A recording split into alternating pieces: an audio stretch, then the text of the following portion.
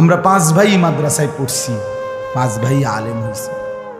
আব্বা জীবন আজীবন বলতেন, আমার স্বপ্ন আমার ছেলেরা 5 জন আলেম হবে, আমার কবরের পাশে চারদিকে আমার ছেলেরাই দাঁড়াবে।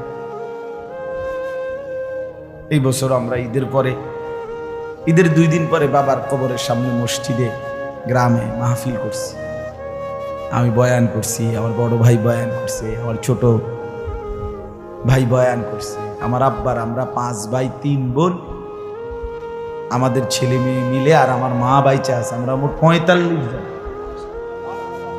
আমার বাবার মা সহ, মা ছাড়া 44 জন, মা একজন 45 জন, একের গুণা 45 জন, 45। আলহামদুলিল্লাহ, একেবারে 45 জনের ছোট বাচ্চাটাও, একবারে 2.5 বছরের বাচ্চাটাও আলহামদুলিল্লাহ আল্লাহর নাম বলতে পারে। 2.5 বছরের মেয়েটাও ওই মজলিসে গেছে, আমাদের সবচেয়ে ছোট, সেও মাথায় হিজাব ছিল, আল্লাহর নাম বলেছে। দাদা ভাইয়ের কবরে দাঁড়াইছে, নানার কবরে দাঁড়াইছে। এই জন্য বললাম, মা বাপদেরকে অনুরোধ করি, সন্তানের প্রতি কদর করে, সবাই মিলে ফিকির করে।